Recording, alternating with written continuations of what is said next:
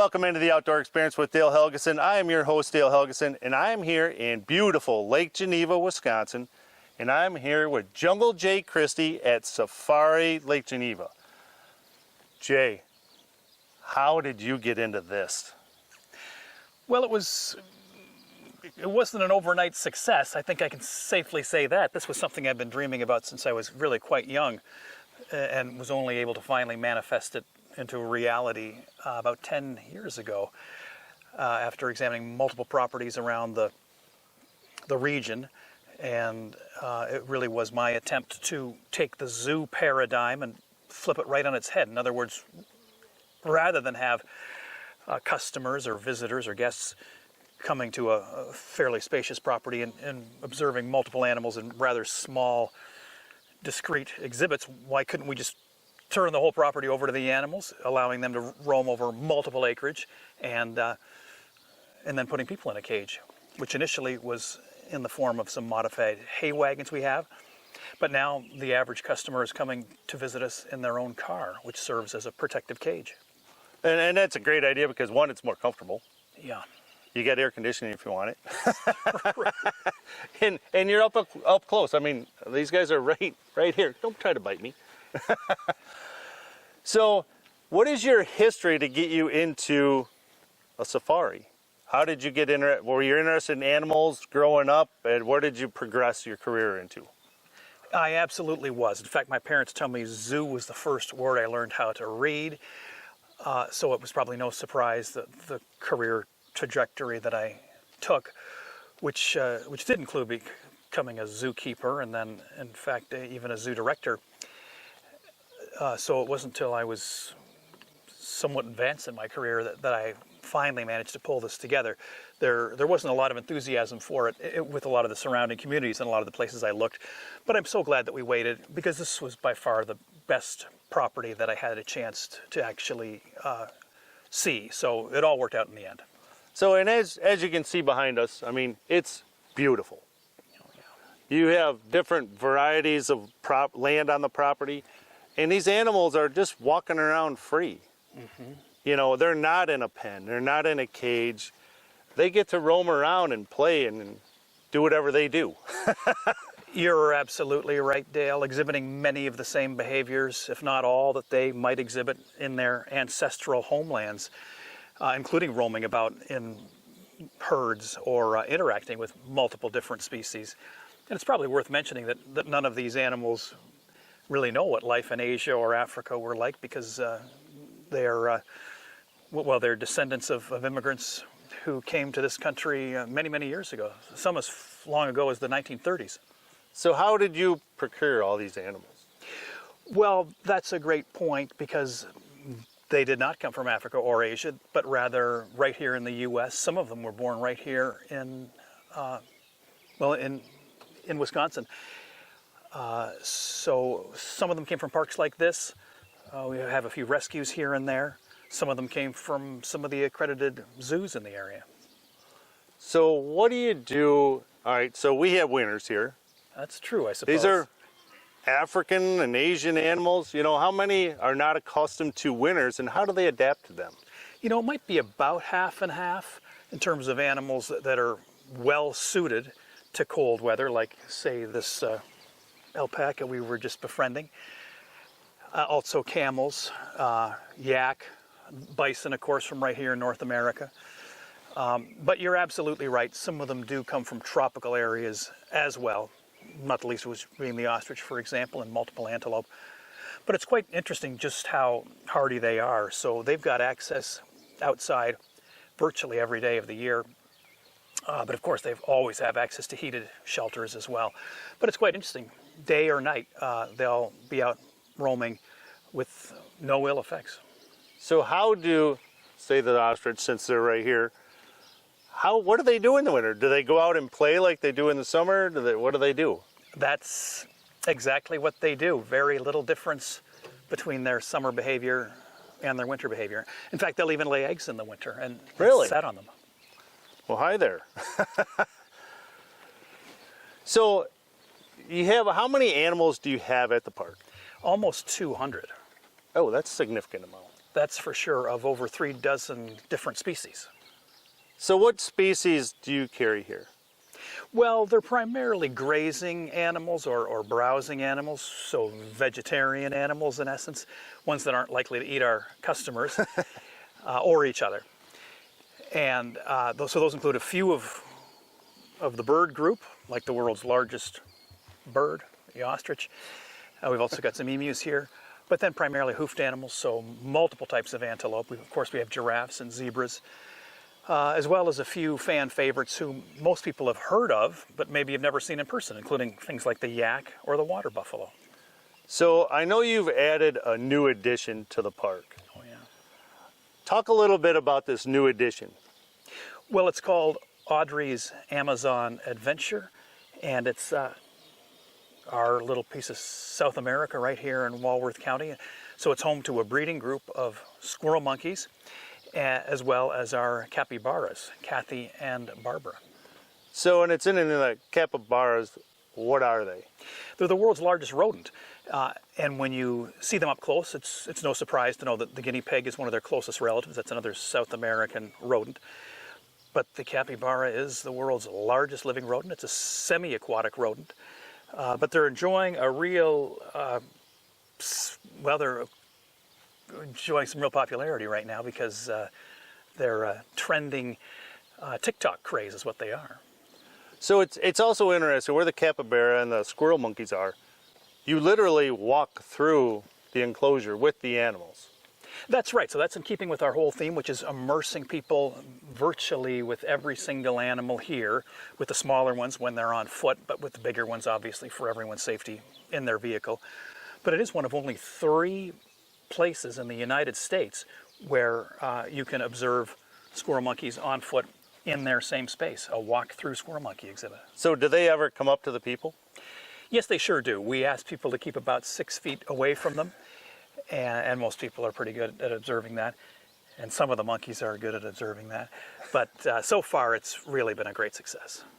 So what is your rarest animal here? Well, probably one of these 2 desert-type antelope. There's one right there. It's a scimitar horned oryx, as well as the addax, which you can see farther in the distance, both from the Sahel region surrounding the Sahara. They were a pretty common game animal at one point, even in the 1930s, but eventually they were totally obliterated in the wild altogether. And only recently have they been able to be reintroduced thanks to parks just like this one. And so we're seeing some increasing wild populations that would have been wiped clean from the face of the earth were it not for conservation parks. Well, that's great to know. We're going to have to take a little break. So stay tuned for more right after this as we come back to the Safari Lake Geneva. Welcome back to Outdoor Secrets Unwrapped. I'm Dale Helgeson with your Outdoor Tip of the Week. Today we're going to talk about all your products that you have. So right now I have a bunch of fishing equipment up here. It could be fishing, hunting, camping, hiking, whatever it is. Anything that you insure, make sure you have the right value for property replacement in your policy. This is not something a lot of people talk about. So in my boat or in my garage, I have a lot of equipment because I fish tournaments and guide. So for me to value all this equipment, you have to know what the replacement cost is. So a few years back, I had somebody break into my vehicle and steal a bunch of tackle. Well, the insurance company said, you don't have a proper inventory or a record of having this product, so we're not going to replace it. So a simple way to get your inventory, everybody has a cell phone. Take your cell phone, take a picture of the products. So like, here's a tackle tray of Walleye Nation Creation baits. I just take a picture of it. Now I have counts. I have what kind they are. I have the colors.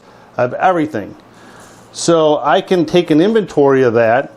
If you have plastics, it's a little more difficult because you're going to have to count them because some of these are bulky or you kind of can't see them very well. So smaller things you're going to have to actually inventory.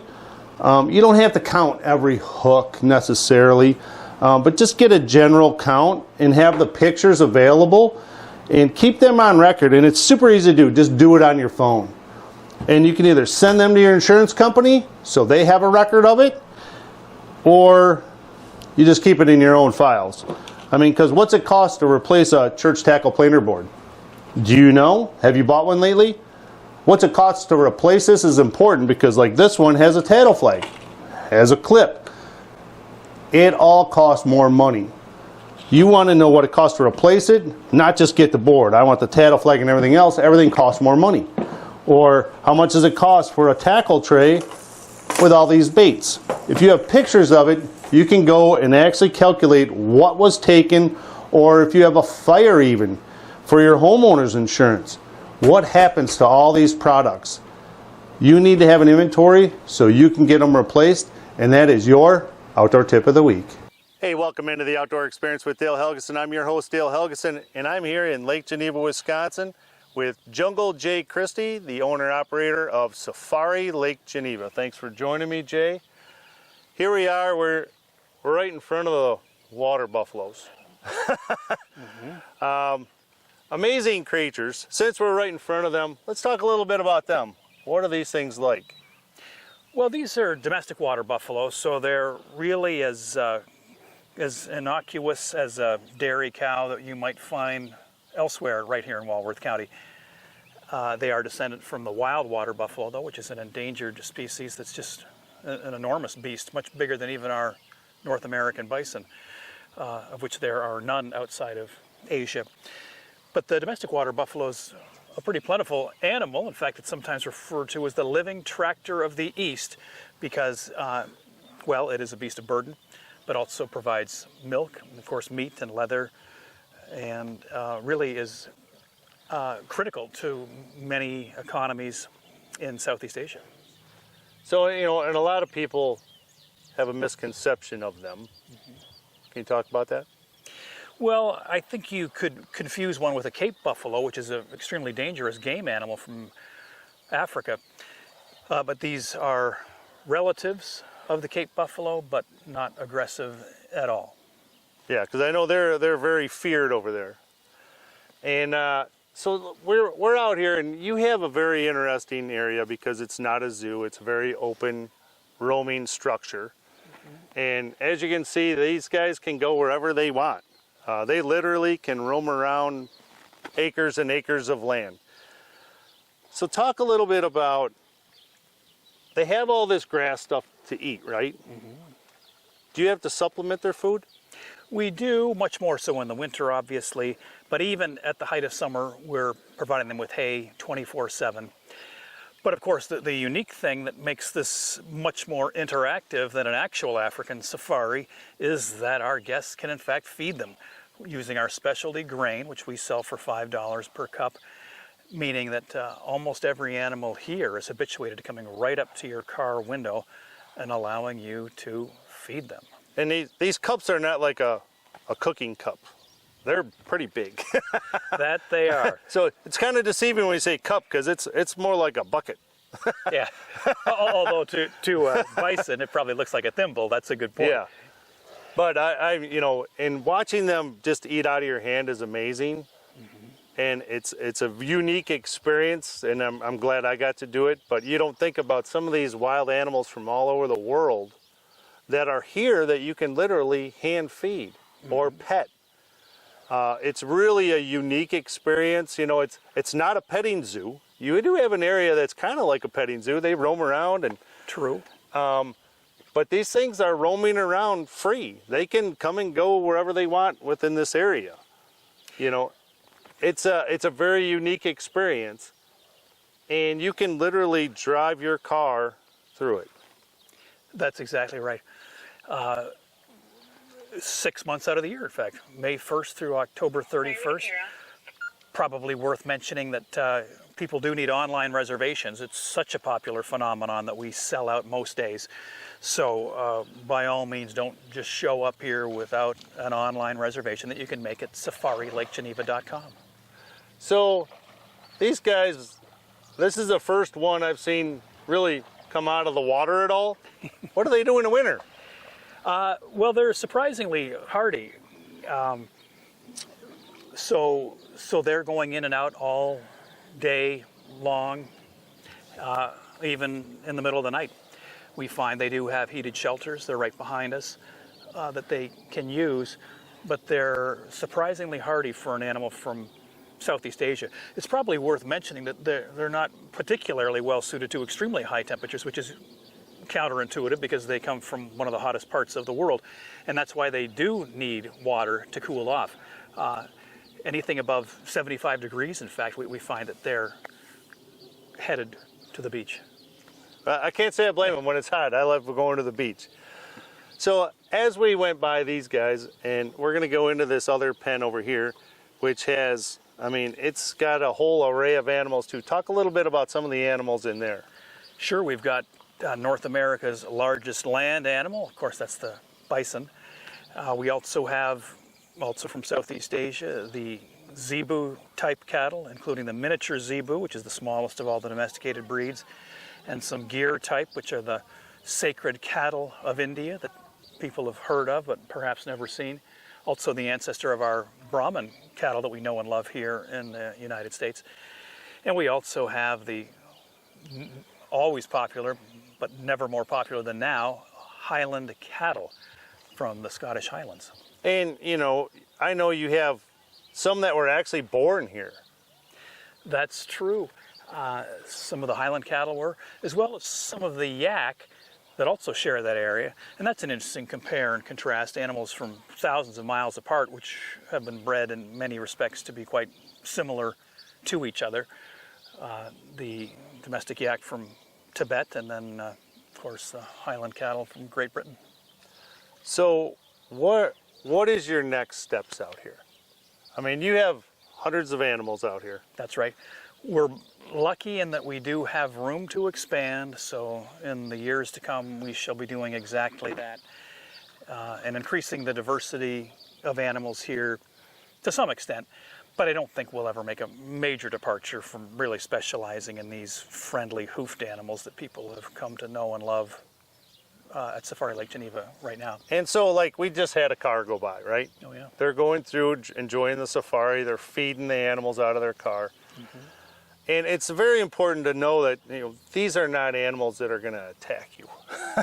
I'm not saying you're not going to get nipped or whatever when you're feeding them because they want the food, but they're not going to be aggressive to you, which is an awesome thing to take your family and really enjoy something as a family, especially if you love animals. There is a variety of animals.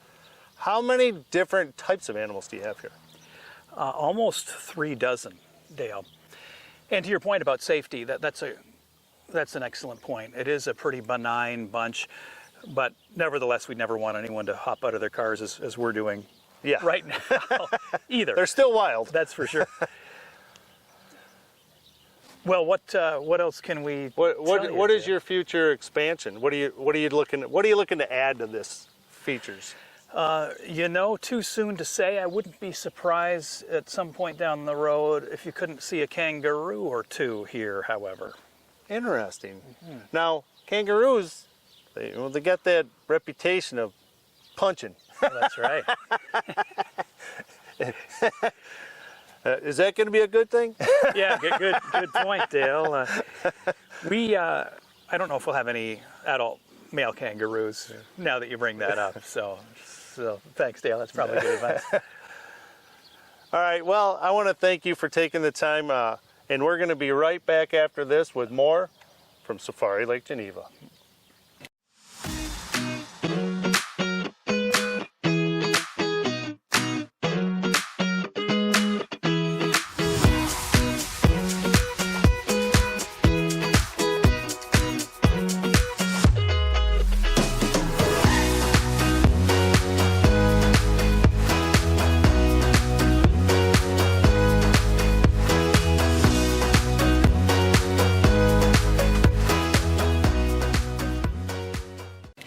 Welcome into the Outdoor Experience with Dale Helgeson. I'm your host, Dale Helgeson, and I'm here in Lake Geneva, Wisconsin with Jungle Jay Christie at Safari Lake Geneva. And I'll tell you what, if you have never experienced this is an amazing adventure. I mean, this is a giraffe eating out of my hand. How crazy is that? So Jay, thanks for joining me. Let's talk about this. I mean, we're in Wisconsin. Yes, I suppose we are. And we're out here in open territory, petting a giraffe, feeding a giraffe, romaine lettuce, ironically. That's right. Tell us a little bit about how this came about.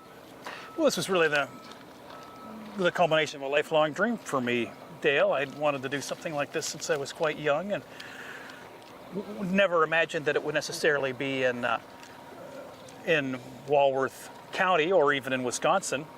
But I'd spent enough time in southeast Wisconsin to know that this was probably an ideal market to do something like this, and was ultimately able to do it back in 2016. So, and you have how many animals out here? Almost 200. So you have 200 animals, and you can see vehicles driving around behind us. They're literally driving through the park, feeding the animals and looking at the animals. And it's amazing that the open territory you have and where they can just roam around. You feed them, and I have a little camera over there. The giraffe's over there licking it. But it's such a unique experience, and it's a great way to have your family bond, be around nature in a safe environment because you literally drive your own vehicle through it. That's it in a nutshell, Dale. We've just been so happy with how well it's been received here in this region, and look forward to continuing to grow. So along with your awesome park with all the animals, I know you're really involved with giving back to nature. Tell us about some of your adventures on how you create benefits in other parts of the world. Sure. Well, we support multiple conservation agencies around the world, including some in Africa, not surprisingly perhaps, like the Cheetah Conservation Fund and the Giraffe Conservation Foundation, which work in multiple countries to help save those two species in their range countries in Africa. We also support animals that live right here, or at least historically did, like the eastern Massasauga rattlesnake. We're big supporters of that species survival program. And then we also support conservation of some Caribbean herptiles, we might call them, so frogs and snakes in that area of the world, specifically in Grenada. Is there any talks of bringing some of those types of animals here? Potentially, but for the time being, I think people can expect to see friendly hoofed animals like this. And they do, and here comes Mr. Giraffe again. You're right. Looking to get some more lettuce. And amazingly, talk about his tongue. He wraps his tongue around it when he eats. That's right. They'll use that to strip the leaves of the acacias and other trees that you find dotting the African savanna, and thereby deftly avoiding the thorns that many of these trees have.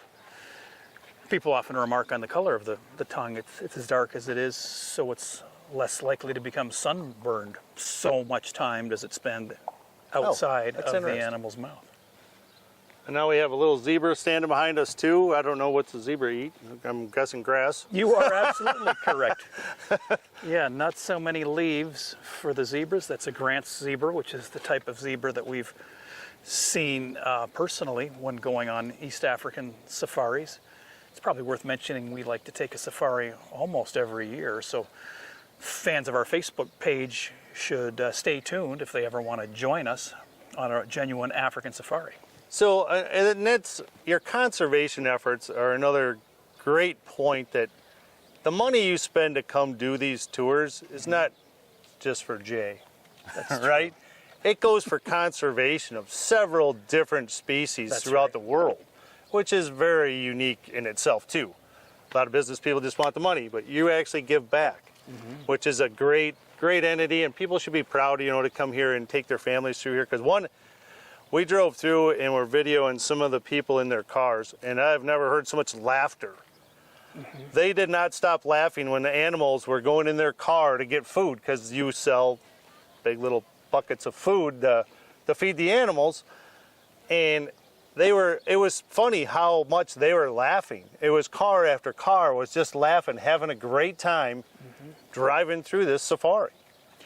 Well, that's a great point. We see reviews, people telling us they haven't laughed that hard in years. And to your point about the wildlife conservation, it's interesting that there's so few opportunities where someone can convert their recreation and leisure dollars into actual wildlife conservation dollars. So it really is a win-win. Yeah, and you do big group tours. You have some big wagons that all people are around with. So if people do want to do a big group, they can coordinate with you to do that as well.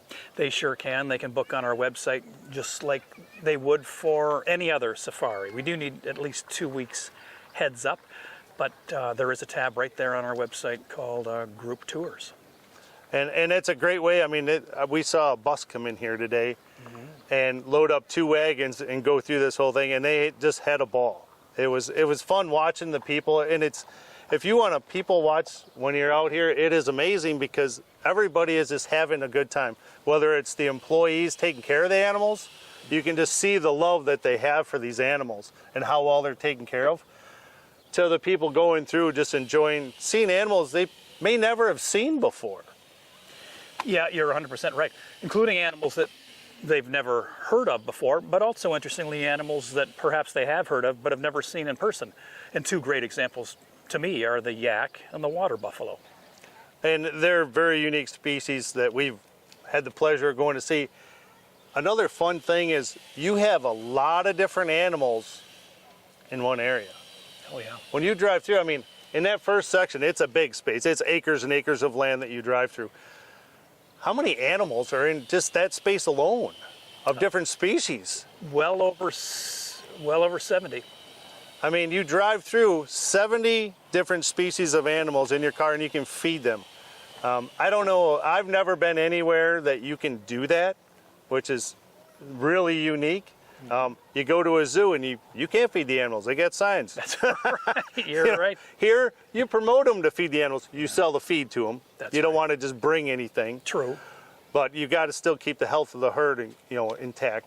But what a unique experience for them to just drive through here, feed the animals, and just enjoy being not only together as a family or with friends, but to see these unique animals in more of a native environment. That's true. And to your point about our customers or guests feeding them, that's something you maybe wouldn't do at a zoo. But interestingly, it's probably even better for the welfare of these animals, because unlike a zoo where they get fed once or twice a day, this much more closely replicates how they would feed in the wild, especially for these grazing animals that are eating throughout the day. So having our customers feeding them for 8 or 9 hours a day much more closely approximates their grazing or browsing behavior that they would have done in the wild. Well, I want to thank you for taking the time with me. It was an unbelievable experience. If you haven't had a chance to come to something like this, come to Lake Geneva, Wisconsin, come to Safari Lake Geneva, and enjoy it with your family and friends, because it is a blast and you get to see so many unique little things out here. And I mean, to hand feed these animals is crazy. And if you've never hand fed a giraffe, there's one here for you. The Outdoor Experience with Dale Helgeson is sponsored by Ionic Lithium Batteries. Get the battery of tomorrow today. Distinctive design by Peggy. Visual inspiration for your home. Superior Fishing Products, built to last. Lowrance Electronics, built by anglers for anglers. Walleye Nation's Creations, hooked on innovation. The Outdoor Experience Guide Service.